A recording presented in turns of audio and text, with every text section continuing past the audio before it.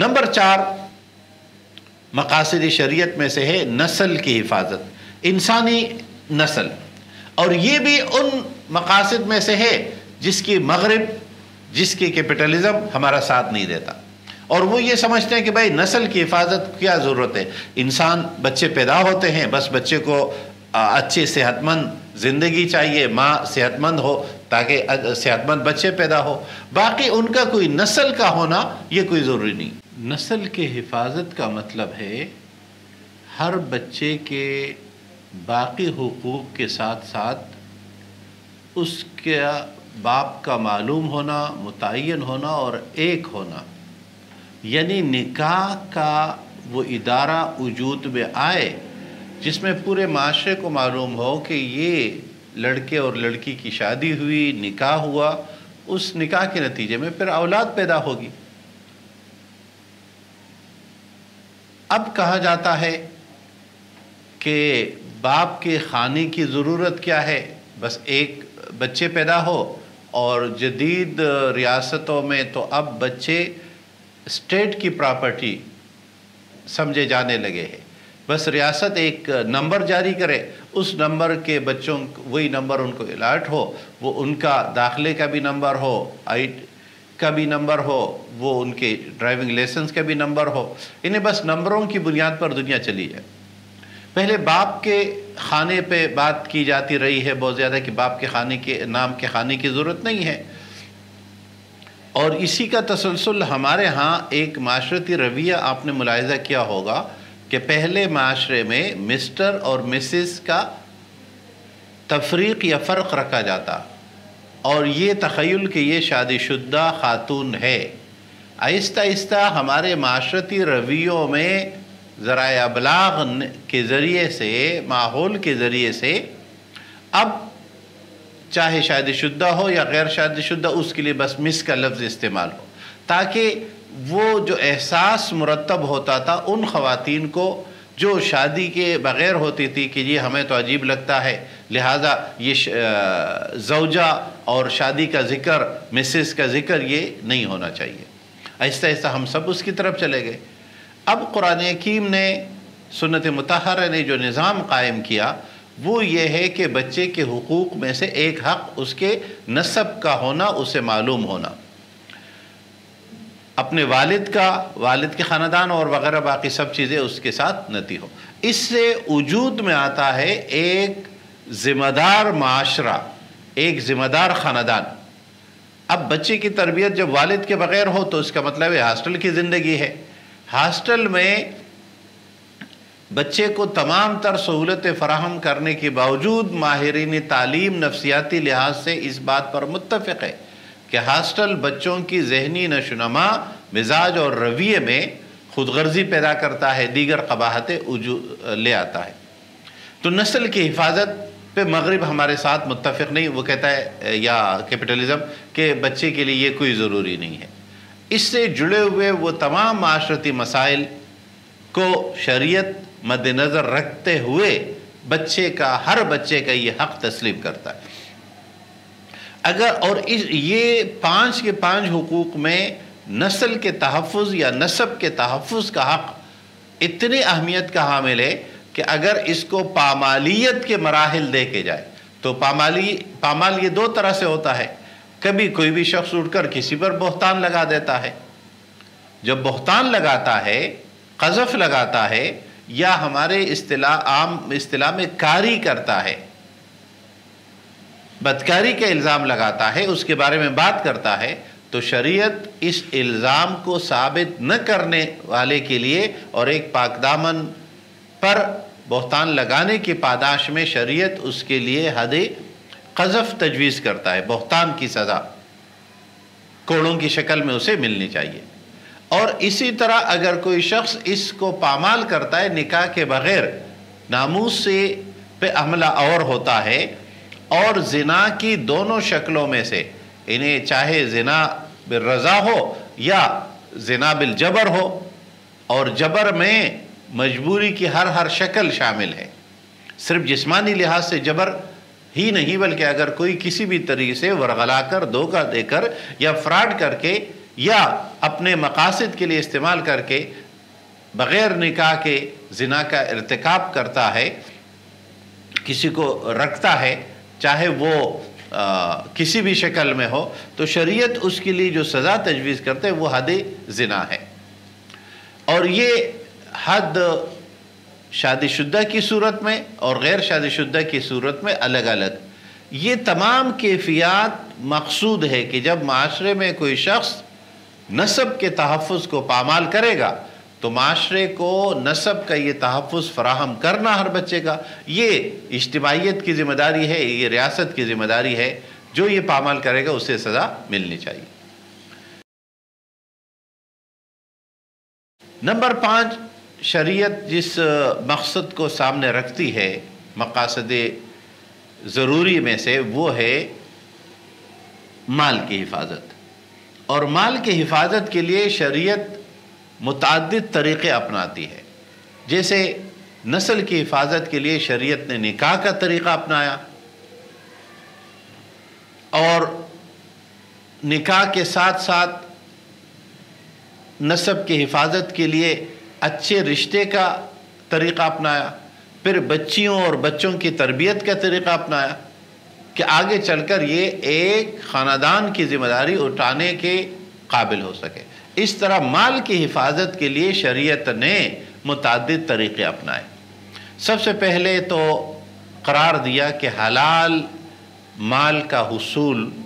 ذمہ داری ہے، معاشی ذمہ داری یہ ہے کہ حلال رزق، حلال مال حاصل کیا جائے اور حرام مال سے اجتناب ہو۔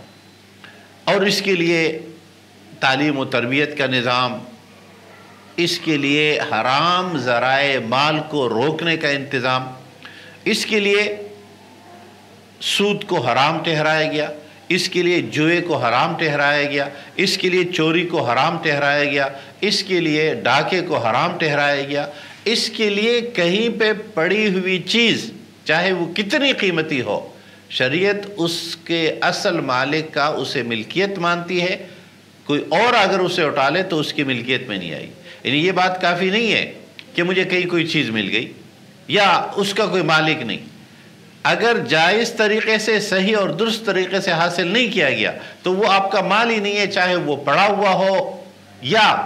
آپ کو کہیں سے مل گیا ہو۔ اس طرح بعض دفعہ ہم مال اس طریقے سے حاصل کرتے کہ جس کے سے حاصل کر رہے اس کو پتہ ہی نہیں ہو کہ میرے ساتھ 2 نمبری ہو گئی، یعنی کسی کے کاغذات یا ڈاکومنٹس کو اٹیسٹ کرتے ہوئے،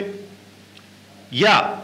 ڈاکٹر جب نسخہ لکھتا ہے اور اس میں کمپنی کا فائدہ ملحوظ خاطر ہوتا ہے تو فراڈ کی یہ شکل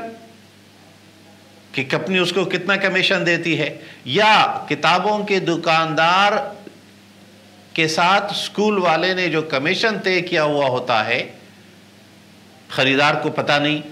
یا ہم جتنے میڈیکل ٹیسٹ کراتے ہیں اس میں لیبارٹری والے کے ساتھ ڈاکٹر یا اسپتال کا جو کمیشن ہوتا ہے، یہ تمام وہ طریقے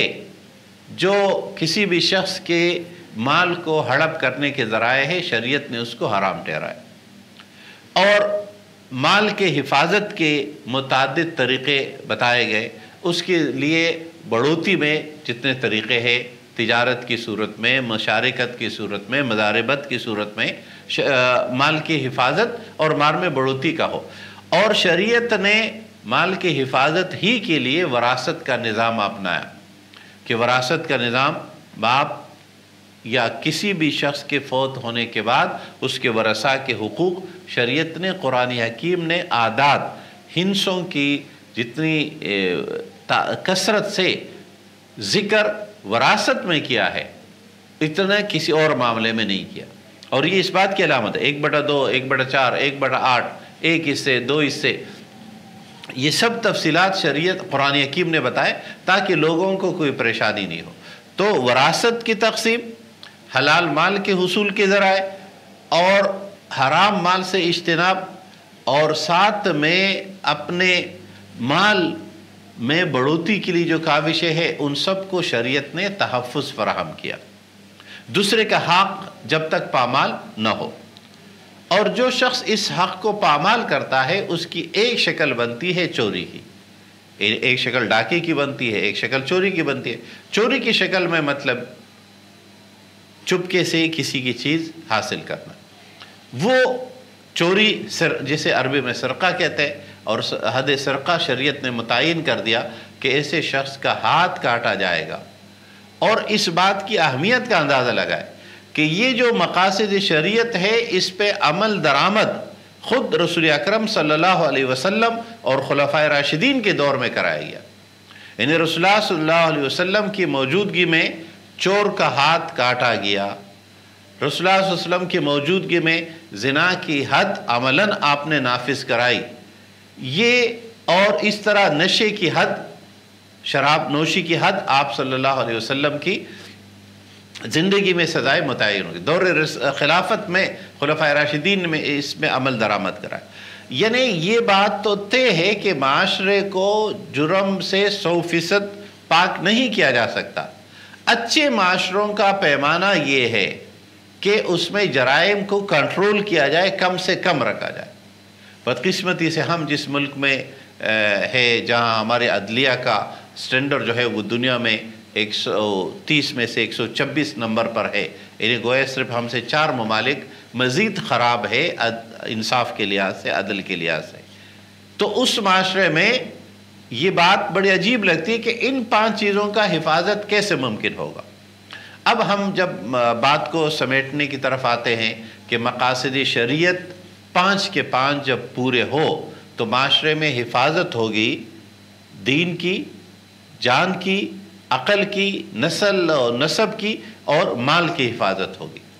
اب جس معاشرے میں یہ 5 چیزیں محفوظ ہو، ایسا معاشرہ کیوں کر ممکن ہے، یا ایسا معاشرہ کیا کبھی وجود میں آیا؟ تو تاریخ ہمیں بتاتی ہے کہ مدینہ النبی صلی اللہ علیہ وسلم یہی وہ معاشرہ تھا جو ہماری امیدوں کا محور و مرکز ہے کہ ہم دوبارہ مدینے کی ریاست کی طرح کے ریاست اگر قائم کرتے ہیں تو اس ریاست کی خوبی یہ ہوگی کہ اس میں ان 5 چیزوں کی حفاظت ہوگی، اور جو ان 5 چیزوں کو پامال کرے گا، اس کی حفاظت کو توڑے گا، معاشرے کو جرائم کی طرف لے کر جائے گا، تو اس کو روکنے کے لیے اس کو سزا ملے گی۔ جن معاشروں میں ہم جرائم پنپنے دیتے ہیں، جن معاشروں میں ہم حفاظت نہیں کر پاتے، وہ معاشرے تباہی کی طرف جاتے ہیں۔ یہ گفتگو کا مقصود یہ ہے کہ ہم کوشاں رہے، ہم محنت کریں،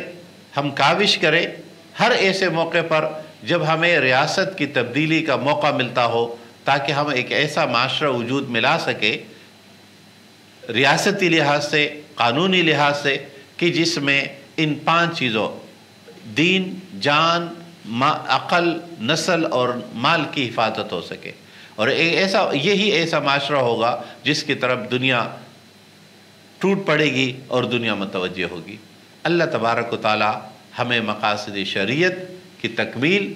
کی توفیق عطا فرمائے۔ وآخر دعوانا ان الحمدللہ رب العالمین۔